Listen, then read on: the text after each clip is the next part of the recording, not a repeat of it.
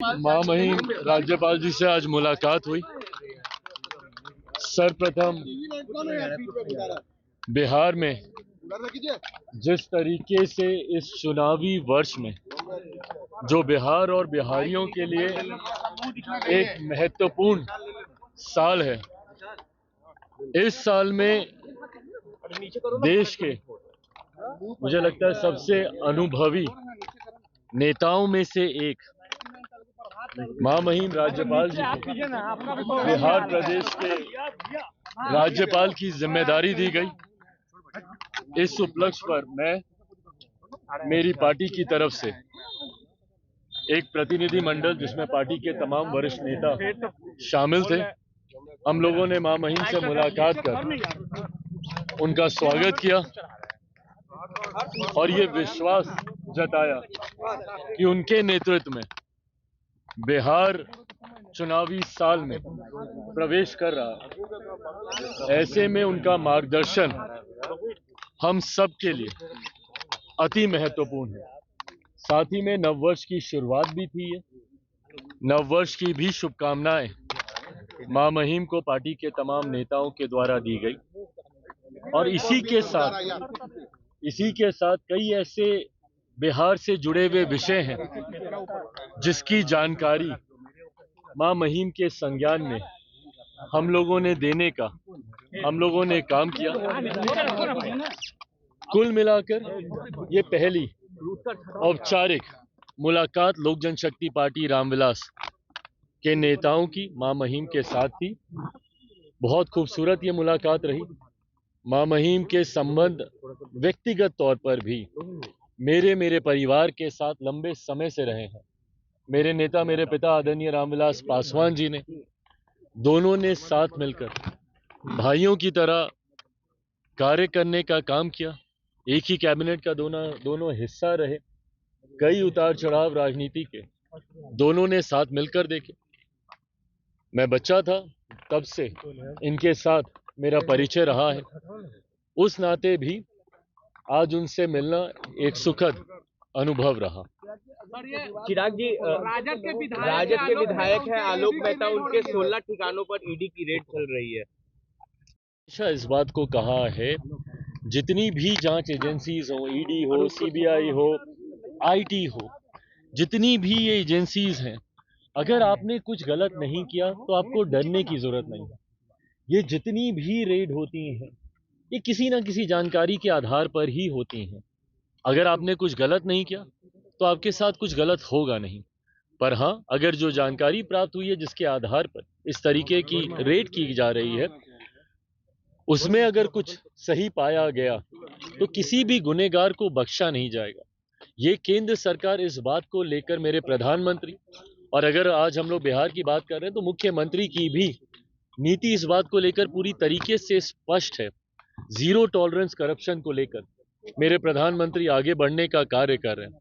ऐसे में अगर किसी ने भी भ्रष्टाचार या कोई भी गलत कार्य किया है तो उसको बख्शा नहीं जाएगा। इस सोच के साथ सरकार कार्य कर रही है। इंडिया अलायंस को लेकर तेजस्वी यादव ने स्पष्ट कर दिया कि बस लोकसभा चुनाव तक इंडिया अलायंस से। इंडिया अलायंस, तथाकथित इंडिया अलायंस, आज स्वतः इन्हीं के घटक दलों ने इंडिया अलायंस को स्वाहा कर दिया।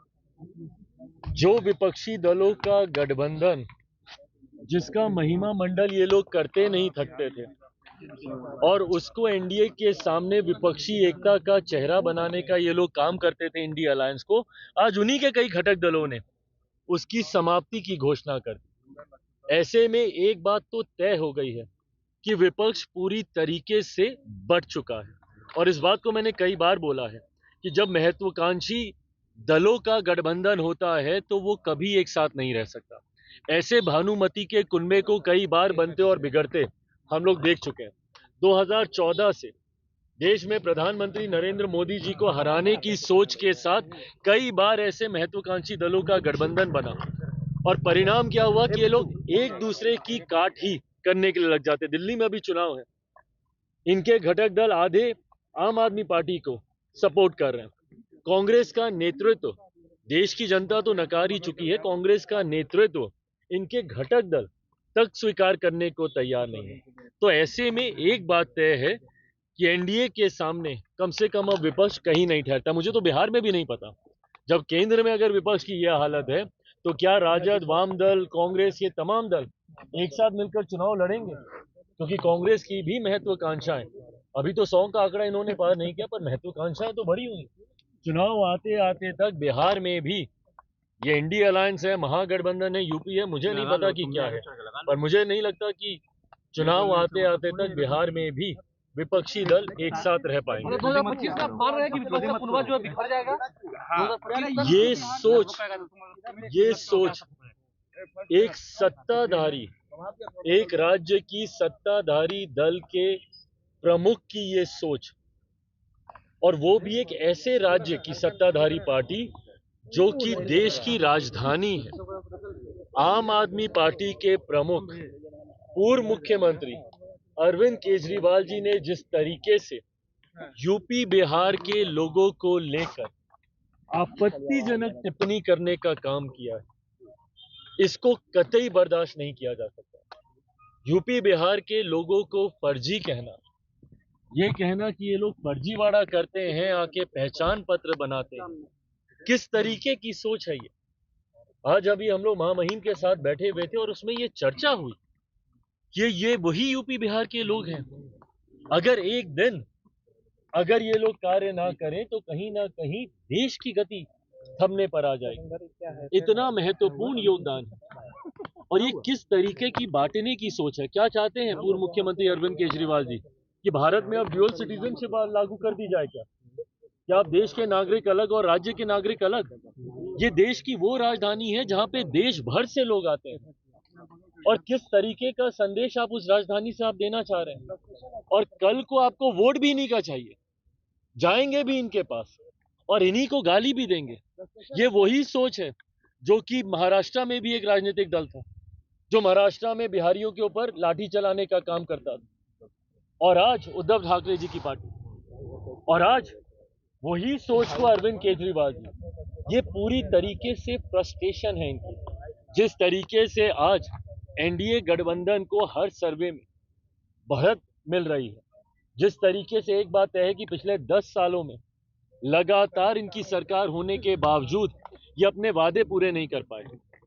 कौन कौन से देश से तुलना की थी कि दिल्ली को ये बना देंगे, क्या क्या कहा था कि दिल्ली की सड़कें कैसी कर देंगे तो पानी कैसा वहां का हो जाएगा। आज भी जाके देखिए वहां के नलों से गंदा पानी, आज भी जाके वहां की सड़कों के हालात देखिए, वहां का इंफ्रास्ट्रक्चर देखिए।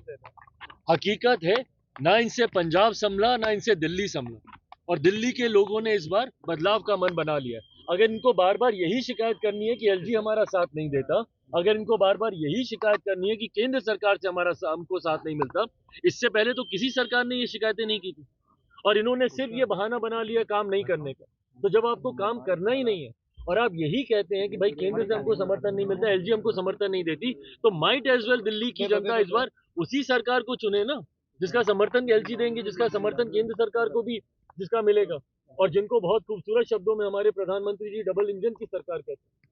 इस बार ये बात तय है कि 8 फरवरी को जब परिणाम आएंगे तो दिल्ली में डबल इंजन की सरकार होगी। भाजपा के नेतृत्व वाली एनडीए की सरकार दिल्ली में बनने जा रही है, इसमें कहीं कोई संदेह नहीं। बिहार में तेजस्वी ने भी कहा है कि 2 मुद्दों में ही तेजस्वी यादव ने कहा कि इस साल बिहार में एनडीए की विदाई। अच्छा सुनिए ना, इनकी ये आदत बन गई, आप इनके बयान निकाल के देख लीजिएगा। लोकसभा के वक्त क्या बोलते थे, सुपड़ा साफ हो जाएगा, खाता नहीं खोल पाएंगे, हर चुनाव में वही रटी रटाई बातें। परिणाम क्या होते हैं? अभी उपचुनाव में परिणाम दिख गए ना इनको। हाँ, 4 सीटों पे उपचुनाव हुए, 100% स्ट्राइक रेट रहा एनडीए का। क्या हो गया भैया? ऐसे जिनको ये अपना गढ़ मानते थे, जहां पे अपना आधिपत्य ये मानते थे कि भाई कुछ हो जाए, बेलागंज जैसी सीटें, ये सारी सीटें हम लोग कभी जीतेंगे नहीं। वहां पे वो कौन सी सीट, वो जो पांडे जी की वो जीता, वहां तरारी वाली सीट, तरारी वाली सीट, ये तमाम सीटों पर ये लोग मान के चलते थे कि ये हमारे पॉकेट की सीटें हैं। क्या हो गया भैया? चारों सीटें हार गई।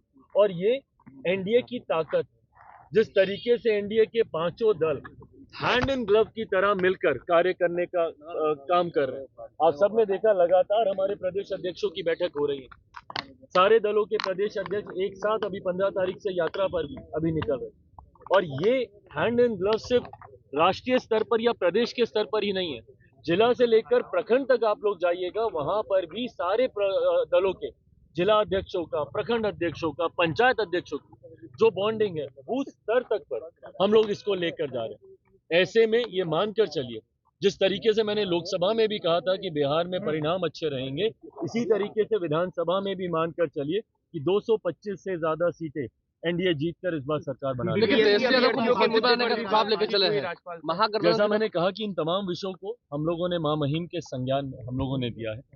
एक बात मैं जरूर मानता हूं, छात्र जो बिहार का भविष्य है उनके साथ कतई कोई अन्याय नहीं होगा। हमारी बिहार की एनडीए की सरकार, हमारे मुख्यमंत्री नीतीश कुमार जी और तमाम घटक मिलकर इस बात को सुनिश्चित करने के लिए, उनके सुझावों को लेकर, तमाम विषयों को लेकर इस बात को सुनिश्चित किया जाएगा कि उनके भविष्य को लेकर किसी छात्र के साथ कोई अन्याय न हो। अच्छा